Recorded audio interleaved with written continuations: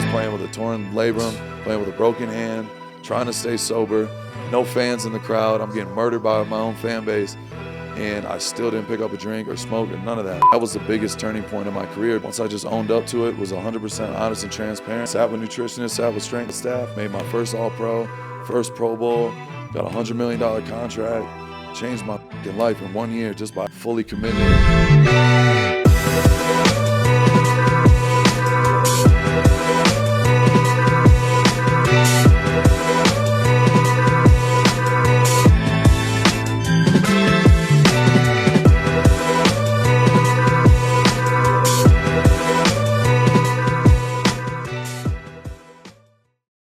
I might swerve in that corner, whoa.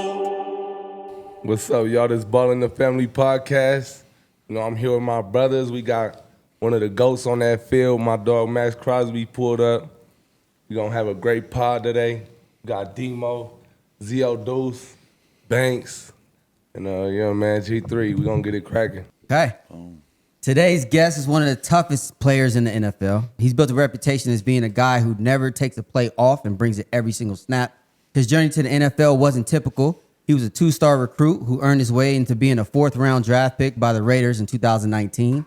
His work ethic and consistency has led him to be a five-time Pro Bowler and the face of the Raiders defense. Please welcome to the show, Maxx Crosby. Yeah. Boys, appreciate y'all, bro. It's an honor. Been Appreciate following you, y'all for man. a long time, so it's the least I could do, man. I appreciate y'all having me on. Thank you. Amazing. How are you? Bro, I'm great. Just this has been a crazy week. We got the Sack Summit going on, got all the best pass rushers in the league, all staying together, you know what I mean, training together, going out together, just spending time and learning and watching film, doing the whole deal. So we've been doing it for years now. Von Miller, Cam Jordan, some future Hall of Famers, and then myself, you know, we're hosting it. So it's gotten bigger and bigger every year. So we've been doing that. And then obviously we got Connor fight tonight. And we're just training. We're almost at training camp. So it's been a long rehab. I've been busting my ass all off season and feeling like myself again. So it's gonna be a great year. How has the rehab process been? I know going through it, that's just not the easiest, bro. So how did you get through it? Bro, I'm not gonna lie. This one's been the longest rehab I've had. You know, most of them are like 3 to 4 months. I get back in OTAs and kind of get back in the swing of things. But I had a full meniscus repair, so it was something I was dealing with all year. You know what I mean? I played a whole 3.5 months on a torn knee. And to be honest, the craziest part about it is like after games, I would feel like shit and it would hurt and I'm hobbling around. But in my head, like if I can go, I can go. Yeah. And on game day, I was doing my thing. You know, had most TFLs I've ever had in my career this year. I was doing my shit. And it wasn't affecting me. So it's crazy when all that went down and they shut me down, I didn't realize like the severity that a meniscus repair would, you know, come with it. I know you dealt with some shit too. So having that, it was like, damn, I got to be in straight leg and in a brace for 2 months. Like I can't even sit down for 10 minutes. So that alone is a battle in its own. And it was a crazy battle. But now it's July. Like I'm out there on the field yesterday, whooping ass and get-offs and doing my shit, talking my shit, and feel like myself again. So it's been a blessing, bro. Like learned a lot and grew a lot because it forced me to, you know, take a step back. And you know, I've only known one speed for so long. The only way I would be here is by pushing myself every single day and trying to outdo everybody I'm around and be the best version of myself. So like really having to take a step back and sit and look at everything through a different lens is it wouldn't have happened if I didn't go through that injury. And I think it's the biggest blessing in disguise. So I'm fired up, bro. I'm excited to see, you know, everyone to see, you know, the work that I've been putting in. For sure. We're excited to see you play. I'm a little selfish, bro. I wish you was in the Baltimore Ravens jersey. I'm not gonna lie. When that shit broke, I was so happy, bro. I said, no, this our year. This our year, bro. I told everybody in my phone, I said, y'all better all get Ravens jerseys today. In the group chat. He sent me that trade. He's on. And then when that reverse did hit me back, I was sick, bro. I was like, damn. He don't follow the news like that. So like he found out like a day or two later, and I sent it back to him, and I was like, no, f you. He's like, wait, what happened? I was like, that hurt, bro. But looking forward to you, man, putting on for the Raiders, man. Most definitely. How's those OTAs coming along with the new coaching staff? Mendoza's there, so a lot of new things going on there. Yeah, it's been great, bro. You know, unfortunately I've had a ton of coaches since I've been in the league. Going in my 8th year now, I've had all different type of, coaches from Pete Carroll to John Gruden, like ton of characters, you know what I mean, AP. But now, being in a situation with Klint, like Coach Kubiak's like super he's like, if you just talk to him, like it's like monotone, he's super calm, like everything's super chill, but like he's all about ball. Like he keeps it black and white. He don't give a who he's calling out. If we're in a meeting, he'll call me out just like he'll call the practice squad guy out. And that's something I appreciate. Yeah, that's like, a good helped coach, me. for sure. Son, y'all know that, bro, being coached hard, especially from a young age. Like you want that, and it sucks in the moment, but ultimately, like that's going to get the best version of yourself. So he's been clear about that since day one. Obviously with the trade that went down, like he was being announced as a coach, and I'm like on the trade block. You know what I mean? There's a lot of shit that I would say a lot of people don't know. You know what I mean? It's not even worth it's in the past. It is what it is. But he got the job, and I was able to sit there and have like a coffee literally 5:30, 6 in the morning with him right after he got the job. And I had a conversation. I'm like, listen, I don't want to put you in a weird spot. Like there's a lot of shit going on. I just want to be clear about like what's really going on. And we had a great conversation, and we had those conversations all the way up until the trade. And he was straightforward, honest. We had real heart-to-heart, real life conversations. And then all of a sudden it gets reversed. He's the first one to call me. He's like, I'm taking all the coaches out right now to go get drinks. And I'm thinking he's joking. Like, I think he's with me. He's like, I'm dead serious. We're all going. I called the coaches. We're going to get drinks. We're celebrating tonight.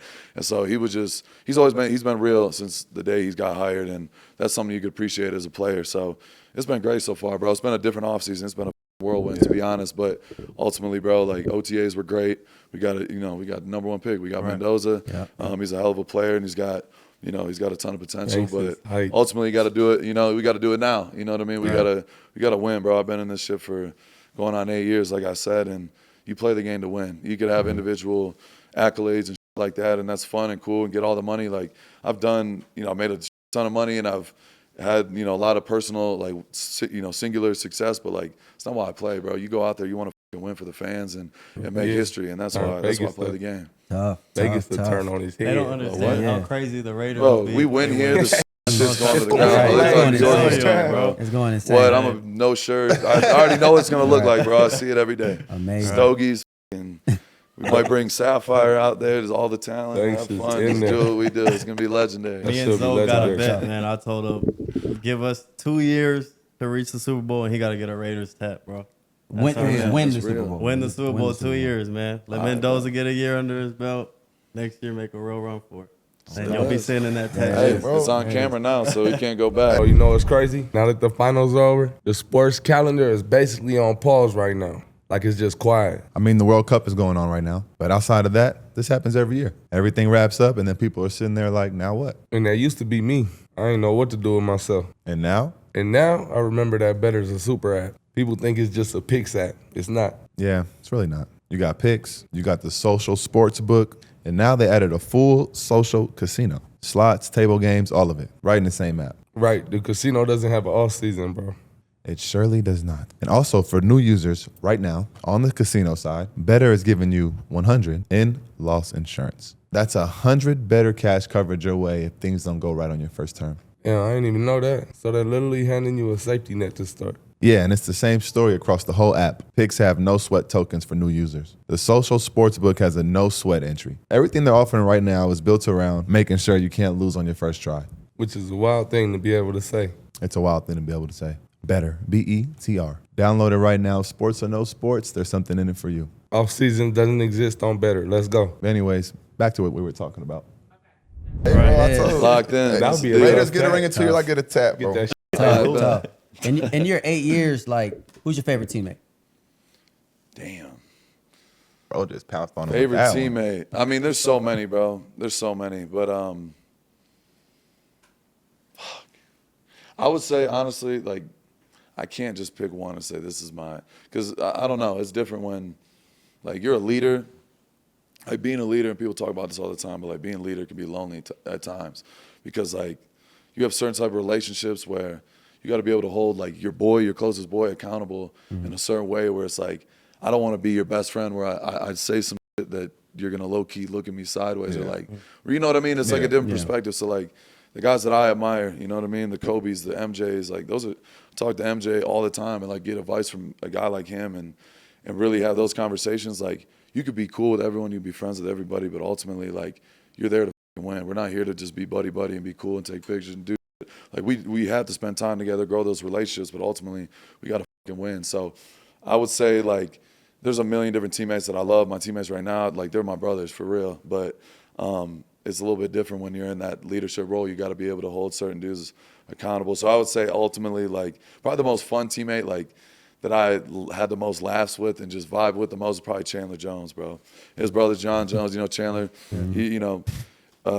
he was a great player, bro, for a long time. And obviously his stint with the Raiders, it didn't end, you know, how everyone anticipated. But ultimately, like, everyone goes through in life. And me and him on a daily basis, bro, I never laughed so hard in my life being around that dude, bro. He's like a big kid. Like, you see him and John Jones, all those guys, they look like the most intimidating dudes.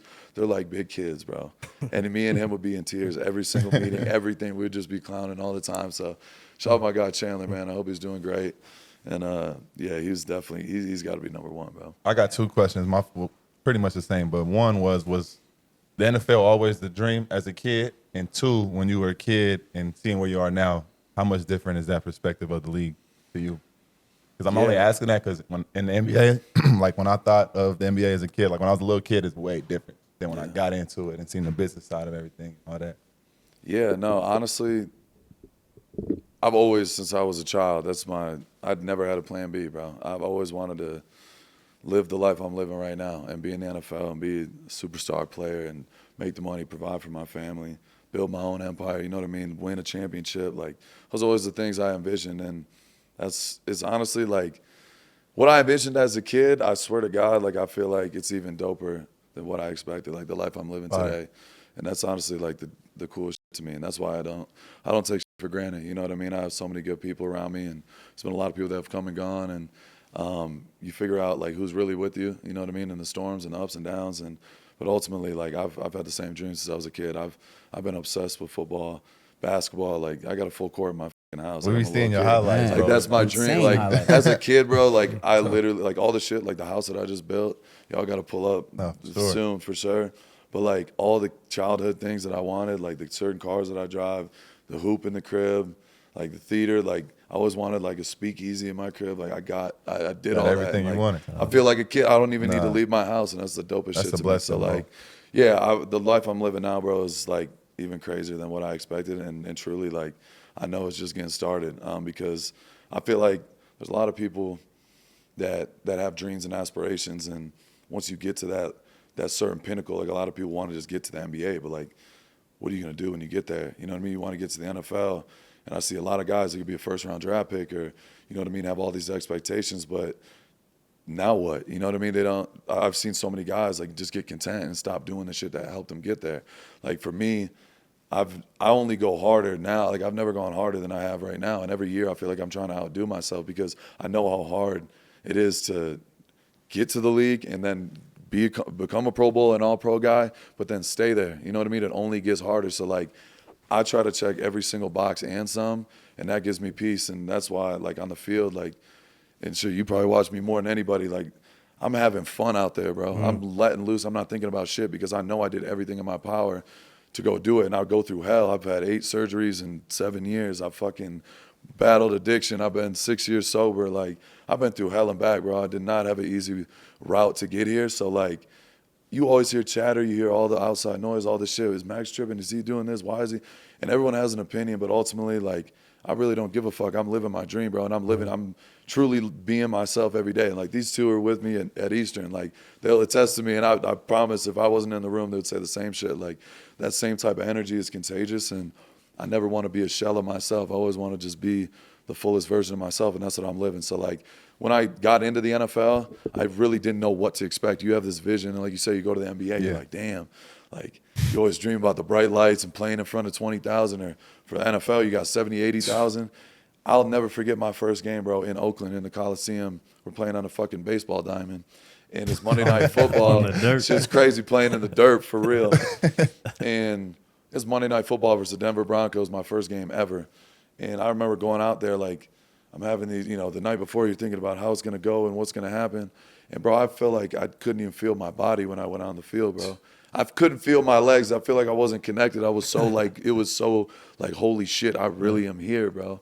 So, yeah, bro, you can't anticipate. I can't even explain what that felt like, but you put in the time, you put in the work, you prepare like no other, leave no nothing, no stone unturned. And like now it's just like, it's my playground, bro. Like now I'm at a point, I'm in my 8th year, and it's like, I'm hungrier now than I was then. So like every time I go out there, I'm trying to prove a fucking point and have my presence felt. And it's the dopest thing on the planet because I'm really not competing with anybody.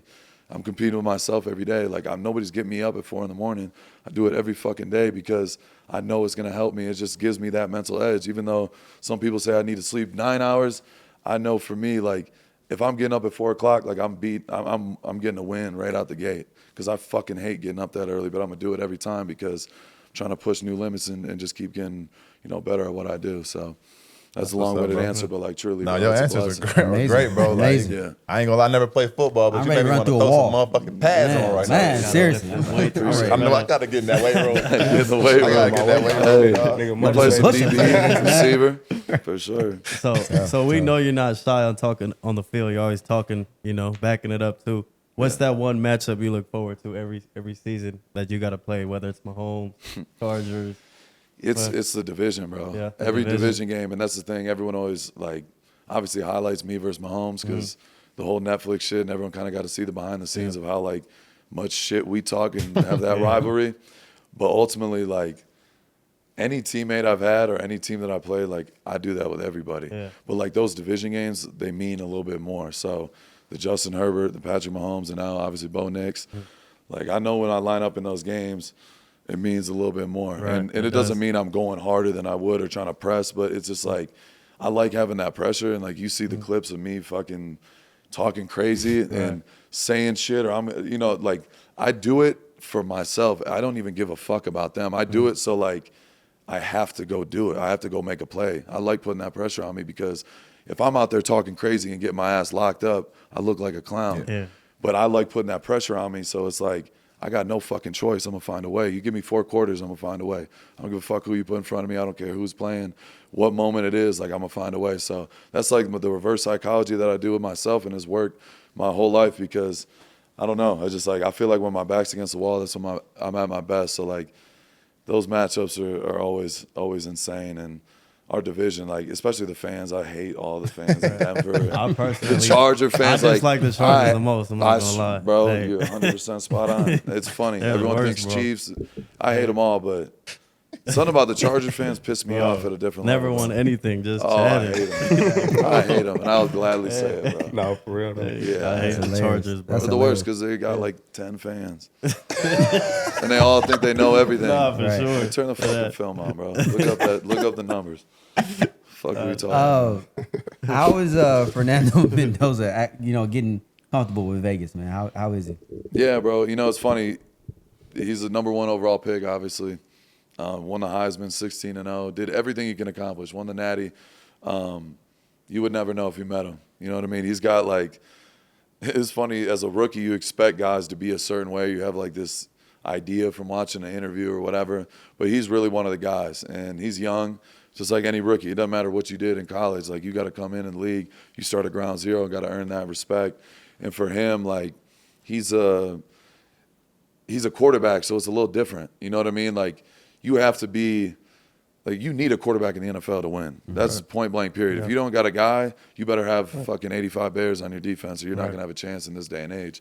So having the opportunity to have him, we know what potential he has, but ultimately you got to earn that respect again, and it starts in the locker room and in practice and getting the trust from the coaches, and then going out there and performing. So I think he's in a great situation, having Kubiak, who's helped a lot of quarterbacks. He's had Sam Darnold helped him turn his career Super Bowl around. champ. He's done it over and over again. And then you have Kirk Cousins, who's a vet, who's had a ton of success in the league.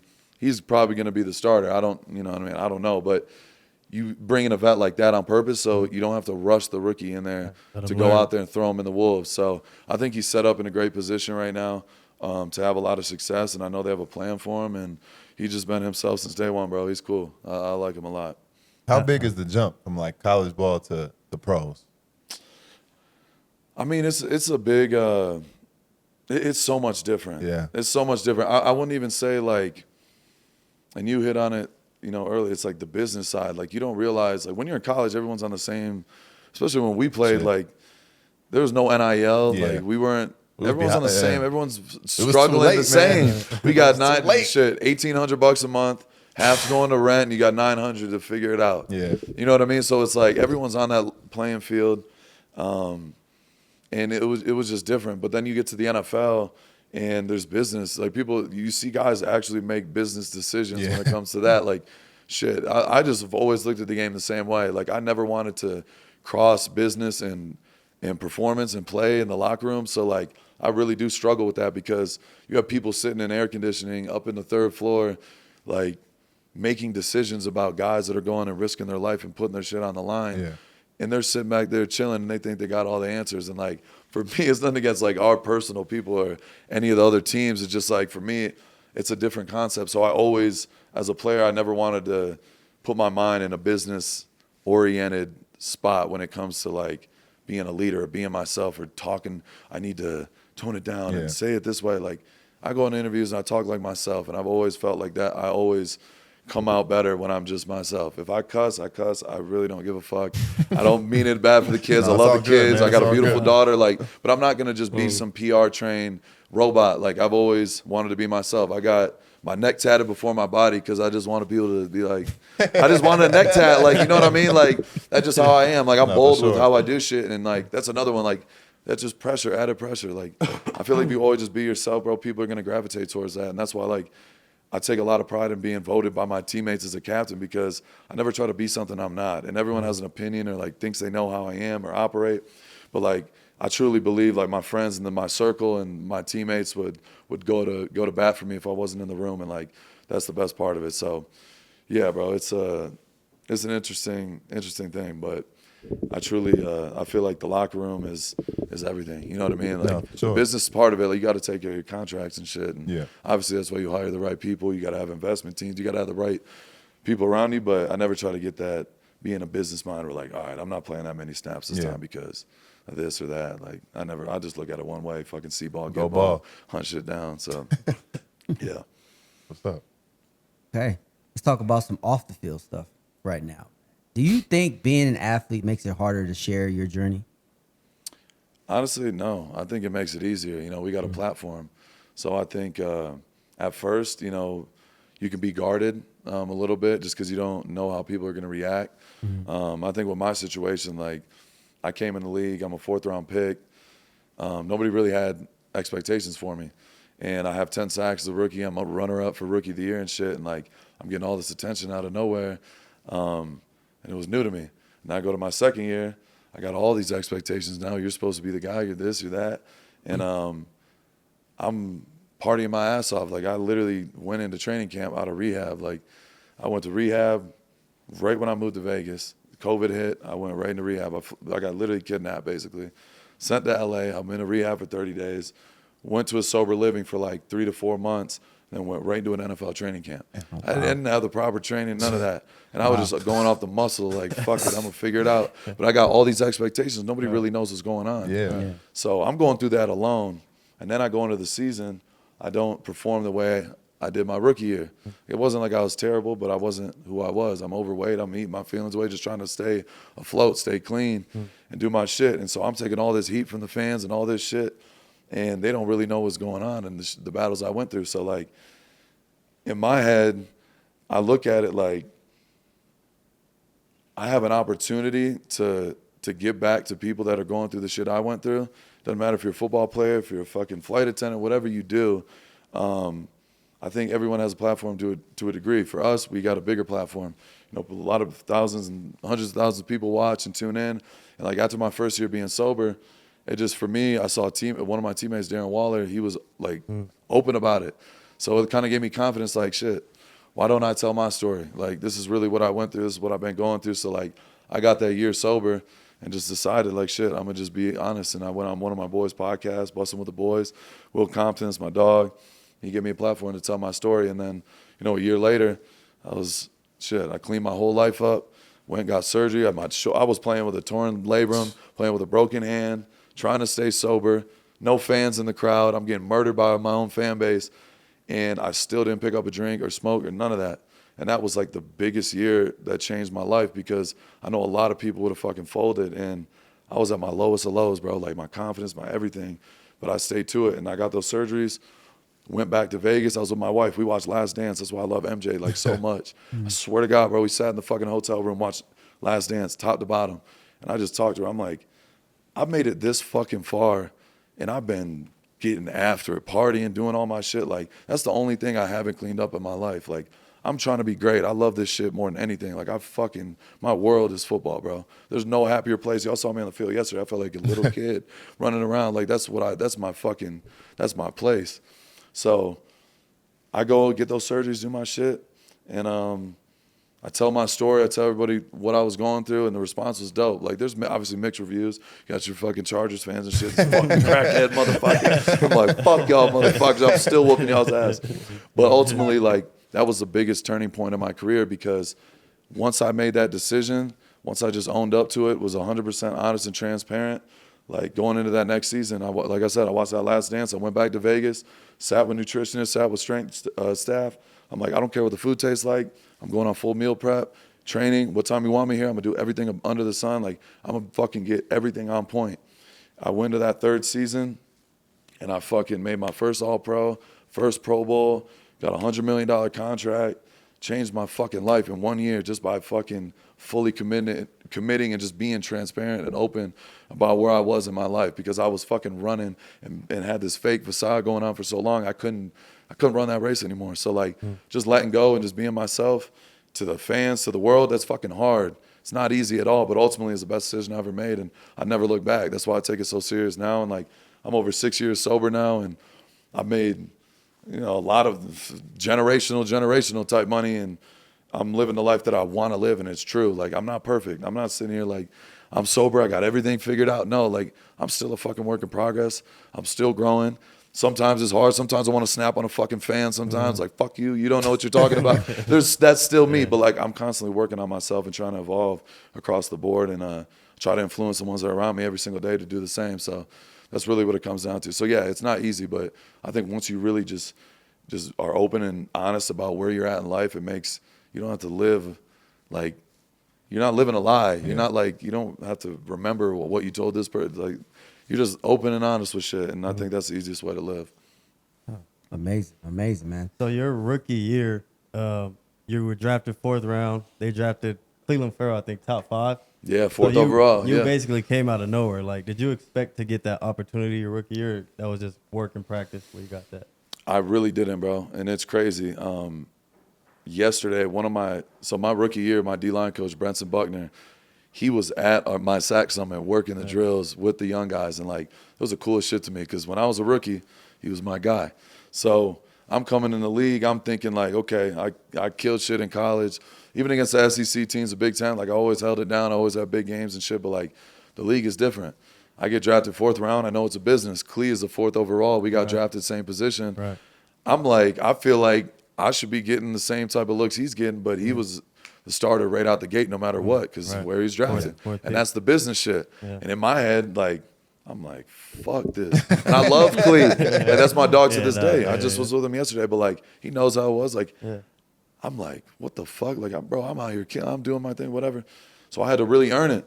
And I had Coach Buck on my ass every day trying to clown me, trying to break me down, push me to the brink. And there was so many breaking points where I'm like, I don't even know if I could play in this fucking league anymore. And I tell this story to the rookies every year, but I'm going into my week 4, we're going to play the Colts. The first 3 weeks, I played like dog shit. I'm playing 20 snaps a game, I'm rotating and shit. I've never rotated in my life. In college, I fucking played every snap, did my thing. I was like playing 1st and 2nd down, take me off on pass rush downs. I'm like, why the fuck am I even out here? This is nothing I'm used to. But going into that 4th week, I was at my lowest of lows. We just played Minnesota. I had a terrible game. Coach Buck's killing me. And I went to practice, and I made a choice. Like, I was driving home, and I'm like, am I tripping? Like, I know I could play football, but, like, I was like, I don't know if I could do it at this level. I swear to God. But I was like, fuck it. Like, I just got to get up tomorrow and just go hard as fucking practice, and we'll see what happens. And I went hard as fuck that week, not knowing that the biggest opportunity was coming that week. We're playing, we go to Indianapolis, and 30 minutes before the game, my boy Benson, who was the third down DN, Benson Mayo, it's my dog, he had something going on like with a groin or something, and he went down right before the game. So Buck runs in the locker room. I'm like, headphones on, about to go out, and like I'm thinking I'm playing 15, 20 snaps, normal shit. He's like, Max. I look, and Buck, he's a big country motherfucker. Like, I'm like, what? He's like, you're up on third down. You're going. You're playing the whole game. And I'm like, in my head, I knew going in that week, like I went hard as fucking practice, and that was all I was asking for. I'm like, they just got to let me go. Just let me play. I'll never fucking give that job back. Yeah. We played the Colts on the road. I batted like 3 balls. I forced a fumble. Fucking, I was everywhere, bro, making TFLs, sack, all type of shit. And I've been starting ever since. That was it, bro. I swear to God. So like that moment, I tell the rookies every time, I'm like, bro, it could be week 10, it could be week 14, and you could be feeling sorry for yourself, bitching and moaning about not playing, but the whole time you could really be working on your craft when you're not on the field. So when that time comes, you're fucking more than ready, and you know this is my opportunity. Yeah. So for that time coming that early, I didn't expect it, but that was it. Like I went crazy in that Colts game, and I was like, I'm fucking here. I know I could do this. And then we played in London the next week. We flew to London, and I got my first career sack. And I'm like, I'm fucking here, and never look back. So it's crazy how shit happens, but like it's just life lessons, bro, over and over for me. It's like at the hardest times, even this offseason, all this shit, the Ravens, his knee, he's not gonna be the same. He's this, he's that, blah blah blah. Like everyone's making jokes about my situation. Like I took note of everything, and I can't wait to fucking tell y'all next time I'm on this. Like, y'all remember that conversation? It's just another one of those opportunities.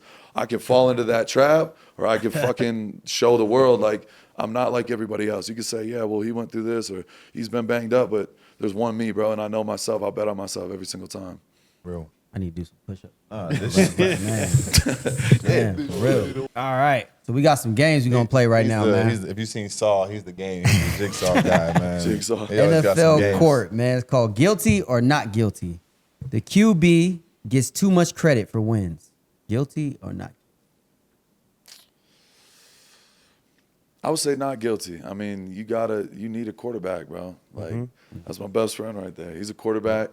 He's like a brother to me, and that's not normal. DNs and quarterbacks are not usually like that. I mean, Kwani, he was my 3-tech. He played D-line with me, and we used to hunt his ass down to get after him every day. But ultimately, I know I need his ass to win. So, like, yeah, you need that quarterback, bro. It's super important in the league. Like, if you don't got good quarterback play, you're not going to win.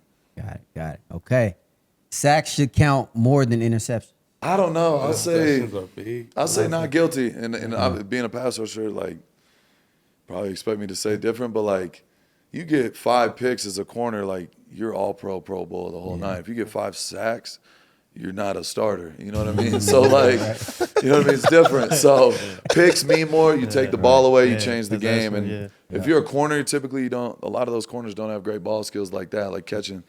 But like if you could catch the rock as a corner, it changes the whole game, man. And you flip the field, like it gives your defense so much more flexibility to do more shit, and then also like helps the offense out. You know what I mean? Okay. Defensive Player of the Year is harder to win than MVP.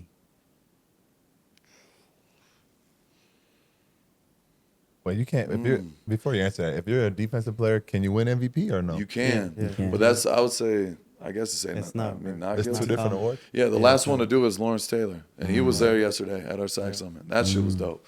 But like winning an MVP as a defensive player is crazy. You got to do some shit that's like never been done before. Yeah. So honestly, it's tough. But yeah, MVP is a very quarterback / record breaking if you're a receiver, running back type deal. Yep. The NFL should allow players to wear throwback helmets every week. I say yes. I got a question. Do y'all get to pick y'all jerseys or no? The players? The players? No. Yeah, like I feel like they need to change that. I agree. In the league, like if we rocking this shit, why can't we pick what we want? What color they trying to rock? I agree. I feel like the NBA is wet, and I'll say this, and no shade on nothing, but like NBA does it right when it comes to like player swag. Like you can rock your own kicks, you can wear whatever color. Like that's how I always like. I thought that shit was dope. Like I wore pink shoes in Philly last year for my daughter. Did some custom because I'm a Jordan guy, so they whipped up some Ella Rose 11s. Fire. Nasty. I wore them. It's like the first quarter of the game, and my equipment guy's on the fucking sideline like, bro, They're gonna make you take them off. Yeah, that's I'm like, trash, crazy. bro. I'm finishing, bro. And like, I got a sack with those shoes, and those are the last time I could ever wear them. So like, I put that up in my crib. So it means a lot. But ultimately, like, what the fuck does it matter what Exactly. color the That's shoes right, are? Like, right. everything else is smooth, but like, everyone should be able to like show their own swag. You know what I mean? In the shoe department, but yeah, and the throwbacks are just more fire. I feel like restaurants, whatever it is. Like I've seen this with there's all these old school restaurants, Pizza Hut and all them. They start building Pizza Huts like how they did in the early 2000s, and now everyone's going back to it. Yeah. I'm like, Vintage. I don't know what it is, the nostalgic thing, but The music going back too. I know It's you've been just fire. tapping in with the music. What's that dude's name? Felix. And, Felix, bro. Tyler, the Tiger. They getting in the old. he goes back to the shit. 80s. Now he has the #1 hit. I'm telling you, bro, something about the throwback shit is just real, and even the jerseys, they were fire back then. Tough. Okay, next one is Thursday night football should disappear. Not guilty. No, hell no. I like Thursday night football. Me Yeah, too. I think it's good. You don't want Me too. multiple, you know what I mean? You don't want multiple Thursday nights, like just purely off of physical, like for physical reasons. Just going through that war and having that 4-day turnover, like you can't even explain what your body feels like. You just really got to go to a different place. Like I just got to get in the tub, get in the hyperbaric, like, and just get ready. You know what I mean? And roll this shit back. Like it happens. The turnover's so quick. And every year, longer in the league, that shit hurts a little bit hard. You know, it hurts a little bit different every time.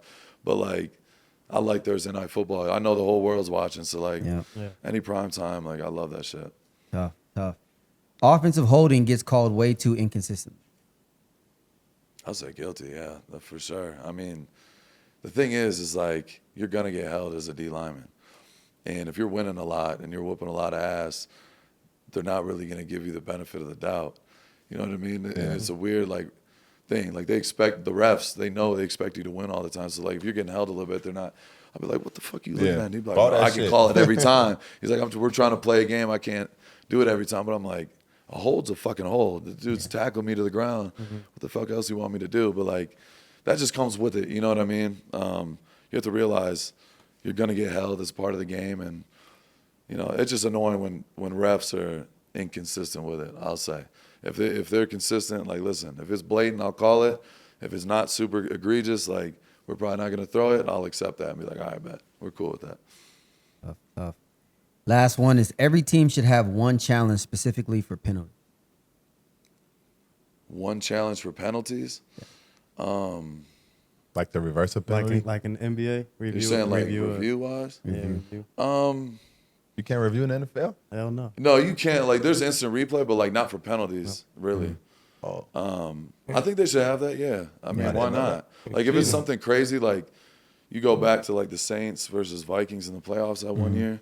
Remember they ran that wheel route on the sideline. The dude just gets murdered before the ball gets there. They don't throw a flag. Like, if it's like that, like game on the line, you should be able to review that. that shit. was wild. 100. That shit was crazy. You know what I mean? And that determines whether you're going to the Super Bowl Man. or not. Right. I'll be fucking mad to this day if that was my team.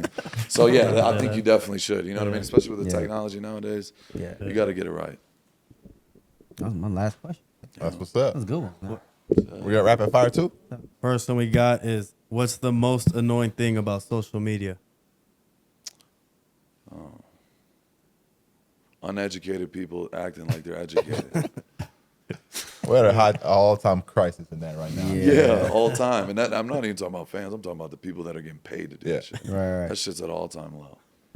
Period. You agree? 100%. 100%. I really think it's the contracts though. Like people are actually getting paid crazy amounts of money to talk crazy. So They literally are. Yeah, they're Yeah. doing it on purpose. like, So it's our fault for falling. yeah, and getting literally, pissed it's about kind of it. like mainstream. But Yeah, I agree. Rage bait. come to this pod, get the real shit. There it is. What about a conspiracy theory you actually believe in? We just got this You question. can answer earlier. that too, buddy. There's a lot, I bro. be getting people mad, He's bro. into but that I think- conspiracy shit over You're a there. conspiracy guy? Nah, I think the world was a certain way, and people don't agree with that shit for real. So I keep it to myself. That's Hey. what I'm saying. If you're a conspiracy theorist, you're just trying to find the truth. We've been lied to a lot our whole life. I ain't gonna lie, I do fact. think the Earth black though. Okay, now you lost me. But I think it's domed up. hey, yeah, I can't get behind that one. But I respect it though. I don't think the moon landing happened. I'll say that. Yeah, I don't. I think that's just fake. That's a good one. Yeah, There's some agree other to that. ones Yeah, I I agree might to that. I get in agree trouble to for, so I'm gonna just keep that to Yeah, myself. you can't say Yeah. no. You can't Making a say clear shit. phone I'll call be from space, sent on huh? the next flight out of here. I'm dropping service just randomly. They got a clear call from the moon. Yeah, that shit didn't happen, bro. I don't give a fuck. That picture is fake, bro. Yeah, no way. The next one we got is 3 people you'd want to have dinner with, dead or alive. Kobe, number one. I should have had dinner with MJ, but I haven't. We talk often. Obviously, being with Jordan Brand, he's been awesome. You know, having him in my corner, but we need to have a dinner. You know what I mean? So that's definitely one. He's the GOAT. And number 3.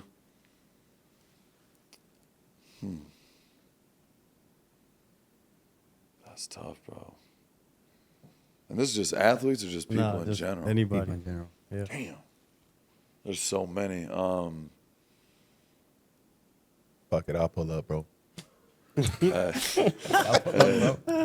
would go. I'll say Leo DiCaprio. I think that would be dope. I think he's the greatest to do it. I like to pick his brain a little Good bit. pull. Yeah, he's a That legend. leads into our next question. What's the best movie of all time? One single movie. Oh my Yeah, god. that's hard. That's a hard question. If I had to pick one movie, all time, Yours my is The Longest god, that's Yard, so right? fucking hard, bro. Yeah, I'll probably go Scarface, bro. I could watch Scarface at least once a week, bro. That's like The one of the world's longest. my That's like one of shit. the longest movies ever. And it's great long, movie, yeah, bro. and it's you have a lot. Oh, Dad or Wolf of Wall Street. Dad or Wolf of Wall Street. These I are our fucking movie connoisseurs over here. Oh, bro, I can Every day. I'm a big movie guy too. I'm in there. So yeah, there's so damn many. I'll say those two though, for sure. Okay. One trend that's overrated. What's the One trend? trend that's overrated. Yeah. I think the trend of, I don't know if it's necessarily overrated. I feel like, talk about, kind of relates to me. You know, I've been able to give back at Eastern Michigan, my former, obviously my alma mater. Guys in the transfer portal, bro.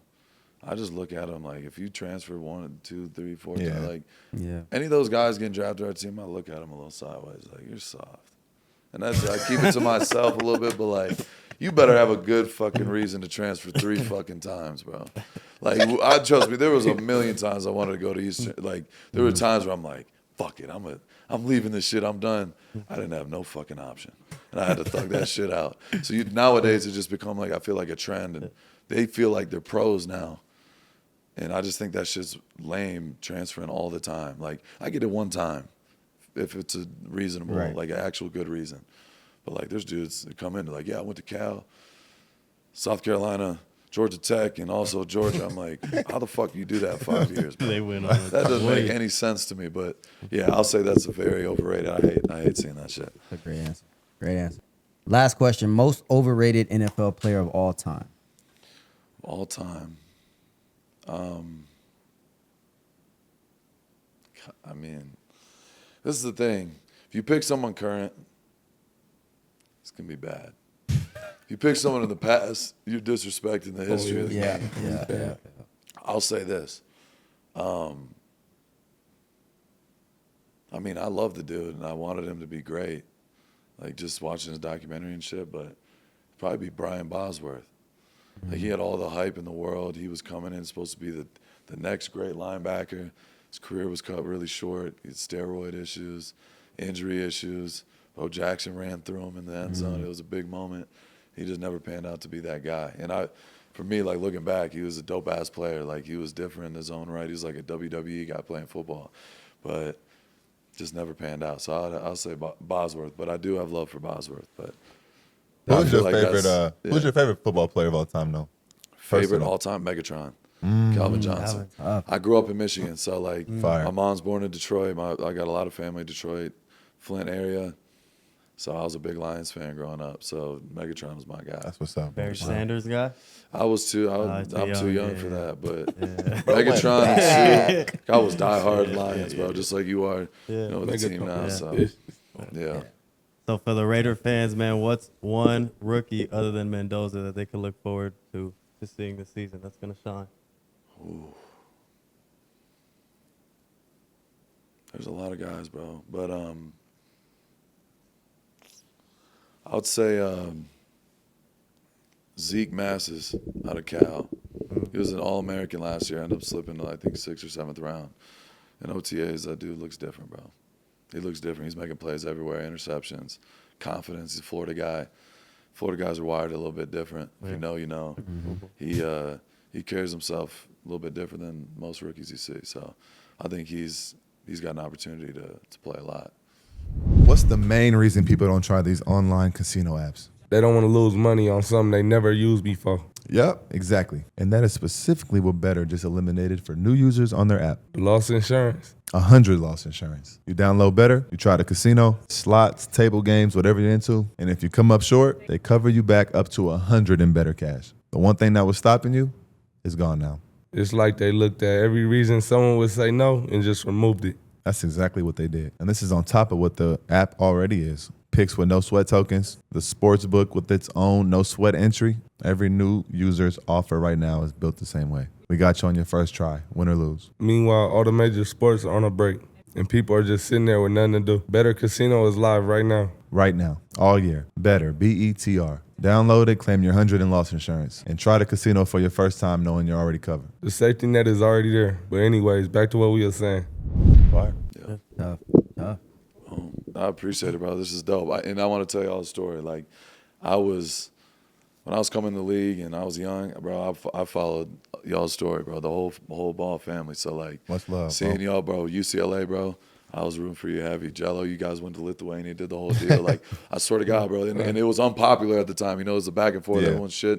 Everyone's got, the triple Bs, all this shit. And y'all were like, y'all stuck to it and really built something that's legendary, bro. Like, everyone knows who y'all are. Y'all made a stamp on the game and the culture in general. So it's dope what you guys have built and seeing what y'all continue to build. So I'm happy too. LaMelo, I know he's not here, but I'm a big Melo fan. He about to do his I'm thing in excited, Minnesota, bro, man. for him in Minnesota. Great team. Me and the guys were fired up about it. That shit's going to be straight cinema, bro. I can't even imagine what that's going to look like. So whole family, bro, you guys have y'all have done something that most people, have never accomplished, and that's just having a whole family full of super successful people doing it y'all's way. So it's an honor to be on here, bro. Much love, bro. We know you got a busy life. Appreciate you taking the time, bro.